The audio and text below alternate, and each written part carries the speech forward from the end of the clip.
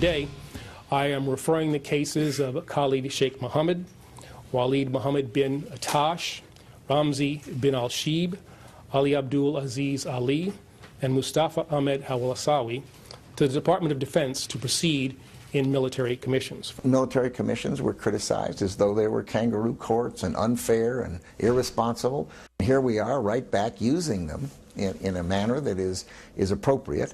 And it's too bad that all those many months were wasted, and all that criticism against the Bush administration was so misplaced.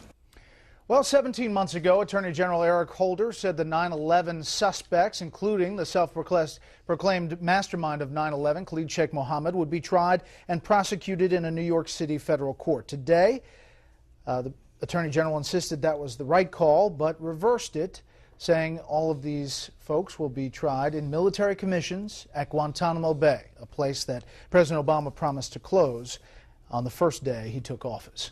What about all of this? Let's bring in our panel. Steve Hayes, senior writer for the Weekly Standard. Mara Liasson, national political correspondent of National Public Radio, and syndicated columnist Charles Krauthammer. Charles. Well, this is a complete capitulation by the administration, and it's a vindication of the Bush administration. Look at all the elements here. And despite the fact that the Obama administration is saying, well, Congress made me do it, Gitmo remains open, rendition continues, the Patriot Act is apparently patriotic, and Khalid Sheikh Mohammed will be tried in a military commission. They are being revived after a scandalous 17-month hiatus so that Eric Holder and Barack Obama could rediscover the wheel.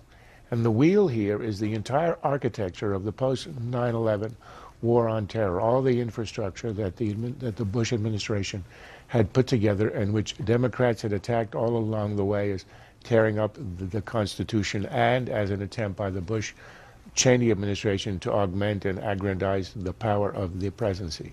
Well, now Obama has adopted the wheel, and it's been successful. It kept us safe. We haven't had an outside attack of that anywhere near that, or actually any at all, in a decade.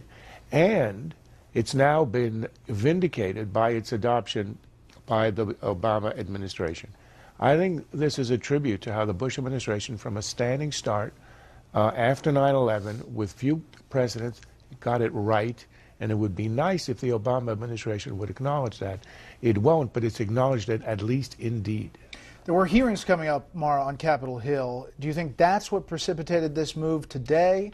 What do you think is the timing of it? I think that it was just a matter of time. I mean, they had run into roadblock after roadblock in their effort to try these people in civilian courts. Congress didn't want them to. The Congress wasn't going to let them, as Secretary Holder said today, Attorney General Holder said today.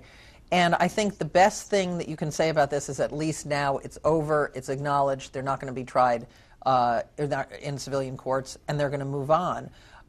This was a pretty good object lesson in how hard it is to make a campaign promise into reality in a national security area like this. I mean, Guantanamo and the civilian trials both ran into a pretty big brick wall. After all the demonization, though, of military commissions about how civilian courts or federal courts were much better, does it present a problem in actually trying these cases down there in Gitmo? You mean, will it From the affect the administration actual point of view. trial? No, I don't think it's going to affect the actual trials.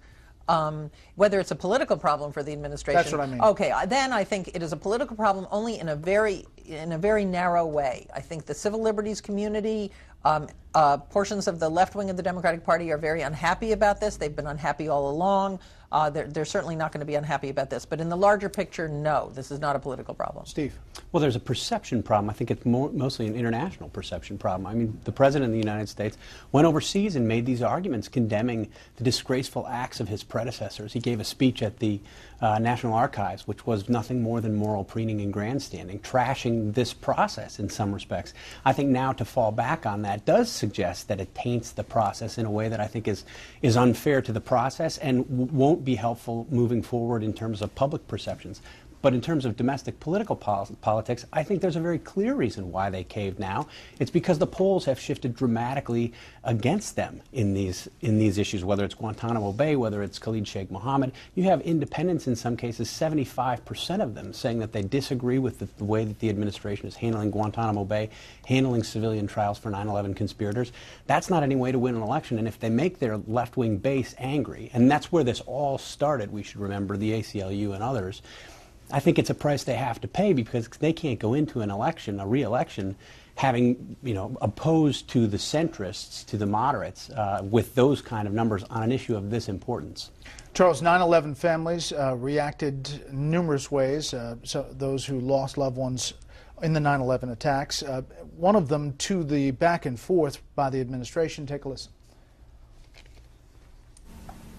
In 2008, this was a big issue that he brought up on the campaign trail, and it's obviously a failure. Congressional opposition to some of these decisions created obstacles that made it very hard, that became very hard to overcome. The ongoing circus from this administration about what to do and why and whose fault it is, it's painful. It hurts.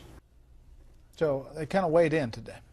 Well, look, it was a circus. It created a 2-year unnecessary delay in justice. The mechanism, the apparatus was in place in Gitmo to have these trials long ago, and now it's going to be resumed.